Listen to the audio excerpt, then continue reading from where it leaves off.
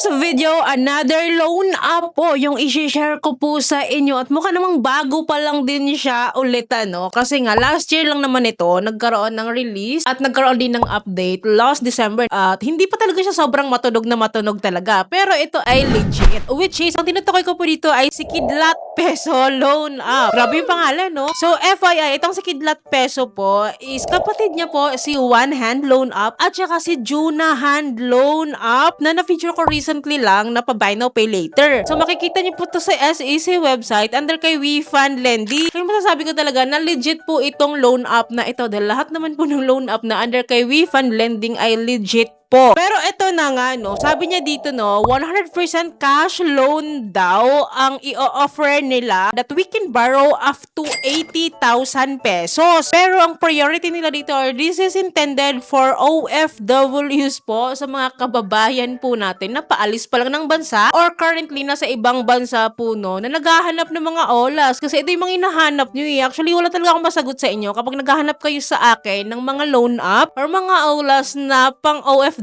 kasi wala naman ako sa bansa kung nasaan kayo, kung nakaka-receive ba kayo ng OTP, naka-roaming ba kayo, kasi kailangan na kailangan yun. Whereas, eto po, no, kahit paalis ka pa lang or planning ka pa lang or may employer ka na, pero nito ka pa rin sa Pilipinas at naghahanap ka namang uutangan, pwede nyo pong applyan po ito dahil ito ay online lang. Well, kung hindi naman ikaw OFW katulad ko, dahil ako ay sinubukan ko, hindi ako OFW guys, pero tandaan mo ito dahil kailangan na kailangan ng ID at isang ID lang talaga ang hinihingi nila, which is itong si passport. Kasi ako may passport ako, kaya nakapag-apply ako dito. Kaya if ever hindi ka naman OFWs, then may passport ka, pwede mo siyang ipang-apply kasi yun yung requirements niya. Pero guys, no, alamin nyo muna dito, lalo sa mga kababayan natin or sa mga OFWs dyan, kasi may mga employers silang sinasabi dito kung sino yung employer mo. Or of course, sa mga wala pang employers, no, doon tayo sa others lang. Malalaman nyo rin yan kasi ako nga, hindi ako OFW. Sinubukan ko lang. Pwede rin akong mag-apply kasi hindi naman po sila nanghihingi ng income proof. Though nanghihingi sila ng ating work information, pero hindi natin kailangan mag-submit ng kahit anong income document po. So, yun yung malinaw, ano? So, at least may idea na kayo. So, based kasi sa pinapromise nila dito, no, once daw na meron tayong loan offer dito, we can repay daw by 6 months, 9 months, saka 12 months. Usually kasi sa mga OFWs or sa mga ganitong mga pautang talaga, no, long term talaga siya. So, yun yung nakita ko rin na maganda. But let's see, no, kasi hindi naman natin malalaman kung hindi ko mismo susubukan. But before I start, disclaimer lang muna tayo, this video is not sponsored. And gusto ko lang po siyang i-share guys para may idea kayo before trying this loan app, aware na kayo on how to apply this one. And by the way, if you are new to my channel, nagre-review po tayo ng different online loan apps or online loan services, legit man or hindi, new man or existing, sinisilip ko po yan at sinusubukan ko mismo. Nagbibigay po tayo dito ng legit tips, reviews, and recommendation and what online loan apps or loan services to avoid. Kaya kung gusto mo yung ganitong mga videos, you can consider subscribing at i-click mo yung bell button para lahat ng videos ko is updated and notified ka. Well, back to this Kidlat Peso Loan App. So, dito guys, kailangan nyo talagang malaman yung application niya kasi hindi siya yung usual po na application ng online loan app. So, may mga details talaga na dapat aware na kayo baka kayo mag-apply dito. Well, anyways, ito po palang si Kidlat Peso po is downloadable po siya sa Google Play Store. So, open po natin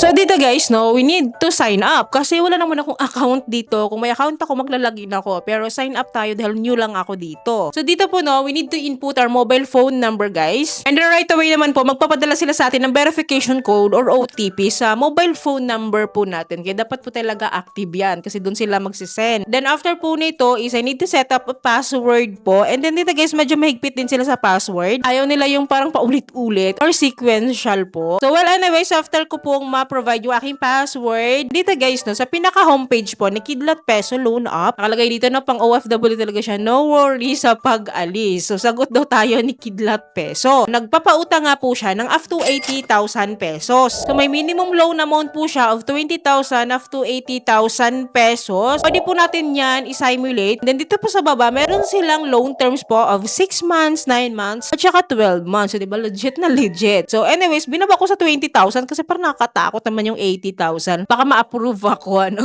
And then 6 months to pay lang daw ko, no. So anyways, kinlik ko agad tong apply now. Well, dito po self-verification agad-agad, ano. Magsi-selfie lang tayo dito. And then after po nito guys, is our ID information. Ito yung sinasabi ko sa inyo, under ng ID type, passport ID lang po ang choice. Pipicturean po natin yan and make sure na valid yan kasi nadedetect po nila kung expired po yung ating passport. Well, after po pala natin mapicturean, i-input po natin yung passport details natin or yung ID details natin including our full name, mother's maiden name, gender, date of birth, and marital status. Well, pagkatapos pala nito, move on tayo sa next step which is the basic information. So, anong nilalaman ng basic information nila? So, dito po makikita yung purpose of loan, educational level, residential address in Philippines. So, sabihin din natin yung ating complete address, email. Pero dito ako naloka ha sa social media. Under ng social media is the Facebook, WhatsApp, and Viber. Alam niyo naman na ayun na ayoko mag-provide ng mga aking social media account. So, ang pinili ko lang po ay si Viber kasi mobile phone number lang yun eh. Well, under ng social media account, nilagay ko lang po dyan none. Pwede naman. Then after po niya, no, tatanungin tayo about our credit card ownership. Meron dito nakalagay na OFW agency. So, para may idea kayo, eto yung mga yon. Ang dami nito ha. Hindi ko siya i-skip. Titingnan nyo na lang, screenshot nyo na lang. Nandyan yung agencies nyo. Pero ako guys, nilagay ko lang dyan others kasi may choice na others. So, of course, no, kailangan natin pumili ng ating occupation dito. Ano do trabaho natin doon na abroad. So, tingnan nyo ha kung saan kayo nakapaloob dito. Pero ang nilagay ko na naman is other kasi nga hindi ako OFW. Talagang sinilip ko lang to loan up na ito. Well, anyways, i-declare din po natin dito sa baba yung ating monthly income. And then, after po natin ma-fill upan or ma-provide lahat po ng information na kailangan po nila dito. So, move on tayo sa next step, which is the contact information na or the contact references na. So, dito guys, bali lumalabas na tatlo po yung kailangan nila. Meron silang hinihinging contact 1 and contact 2. So, dito sa baba, meron na silang hinihinging co-maker. Magkaiba po kasi si contact reference sa co-maker guys, no? Kasi parang itong si co-maker, kapag hindi ka nakabayad, siya yung sisingilin. Ba usually ganun, ano? Yung mga naggagarantor, pero wala namang nakalagay dito kung talagang sila yung magbabayad. So, after po nito, sinubmit ko siya. And then, may lalabas dito guys, I need to enable daw the app usage, no? So, kung paano siya gagawin, may instruction naman. So, pupunta tayo sa setting ng phone ko. So, i-allow ko daw si Kidlat Peso dito sa setting ng phone ko para makapag-proceed po ako. So, after ko pong magawa yan, application under reviewing na agad. Ini-evaluate na nila agad ako and then while waiting po, pwede ko daw i-set up yung aking withdrawal options. Pero, hindi rin naman nagtagal. Nakita ko rin naman na yung resulta agad-agad. Nakalagay dito, thank you, but we can't offer you a loan for now. So, anyways, rejected ako. Nag-text din po siya sa akin that I can try again daw after 89 days. So, malabas yun na 3 months, no? After 3 months, pwede daw akong mag-re-apply ulit. Well, I know naman, no? Expected ko na marareject ako dito kasi unang-una, hindi nga po ako OFW. Hindi ko din alam or nakapag-loan na ako kay One Hand before and then meron akong Junahan ngayon, yung Love It Card by Junahan and then meron din akong TikTok Pay Later na under kay WeFund Lending. Si One Hand din yun. Kaya sabi ko, baka na-overuse na tong number ko or yung account ko, no? Kasi ang bilis ng rejection sa akin, eh. Parang natatrack na yung record ko. Guys, doesn't mean na na-reject ako is marereject kayo. So, if ever, meron kayong passport na ID kasi yun talagang pinakakailangan nila. And of course, no, kung kayo ay OFW or paalis pa lang ng bansa at may agency, apply kayo dito kasi malaking bagay rin naman. Kasi alam ko yung mga ganyang mga OFW, no, nangungutang talaga sila bago sila umaalis kasi kailangan nila ng fund. So far naman, one of the legit loan app naman po itong Kidlat Peso, which caters lang talaga, pinaka-priority lang talaga niya is the OFWs at hindi sila nanghingi ng income proof. You can even try. Malay nyo ma-approve pala kayo. At mukhang okay naman yung pautang niya kasi legit naman po ito. So anyway, sino nakapag-try dito kay Kidlat Peso? Bago nyo palang napanood tong video na ito, please paki-comment down below po if ever may mga experiences kayo dyang unusual or may good experiences nyo dyan. Paki-comment down below po para yung iba nating viewers is aware about this Kidlat Peso loan app. So don't worry, mag-update naman ako sa inyo. Kaya dapat po nakasubscribe kayo at i-click nyo yung bell button para lahat ng videos ko is updated and notified po kayo. So yun lamang po. Thank you for watching this video. See you in my next video. Bye!